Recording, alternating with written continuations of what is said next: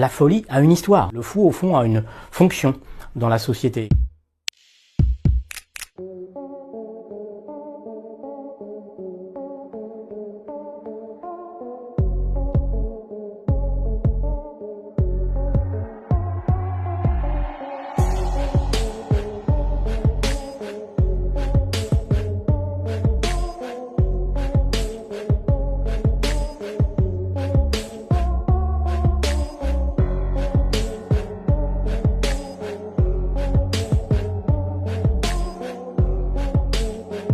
Il a au fond une reconnaissance dans la société villageoise du Moyen-Âge. Son discours peut être tout à fait reçu. Le fou fait l'objet d'un discours social qui permet de distinguer notamment le furieux, qui doit être l'objet d'une prise en charge spécifique, même si il n'existe pas au Moyen-Âge d'institutions spécialisées pour s'occuper des fous. On trouve dans la littérature du XVIe siècle et encore dans la littérature baroque du début du XVIIe siècle beaucoup d'allusions à ces personnages de fous qui distrayaient le public. Il y en avait même qui étaient célèbres, il y en avait qui écrivaient des livres. Au début du XVIIe siècle, quelqu'un qui signait le Comte de Permission et qui était un fou célèbre, protégé par les plus grandes familles françaises, vivant à leur crochet, a publié des œuvres.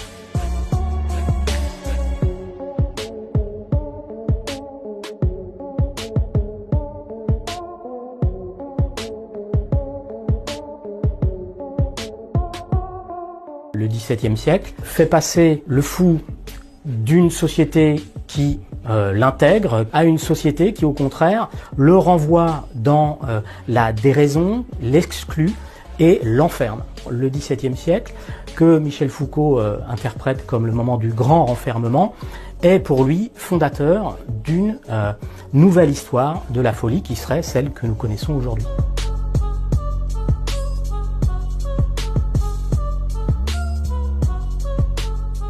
Il existe des institutions hospitalières, notamment gérées par des religieux, dès l'époque moderne, mais c'est véritablement à partir des années 1800 et du 19e siècle que se développe tout un réseau d'asiles pour les aliénés, et une loi va venir expliquer dans quel cas on peut interner un malade.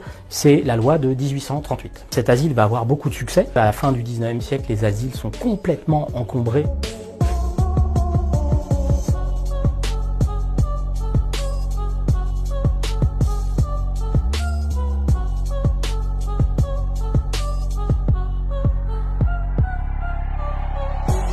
Ces psychiatres vont aussi essayer d'être considérés comme les autres médecins et mettre en place tout un système de thérapie psychiatrique nouvelle, de plus en plus appuyé sur notamment le savoir biologique, les thérapies de choc, l'électrochoc, la cure de Sackel, qui est la cure d'insuline, la psychochirurgie, ce que l'on appelle autrement la lobotomie, et puis à partir des années 1950, la chimiothérapie, c'est ce que l'on appelle les neuroleptiques, c'est la principale thérapie qui est utilisée aujourd'hui.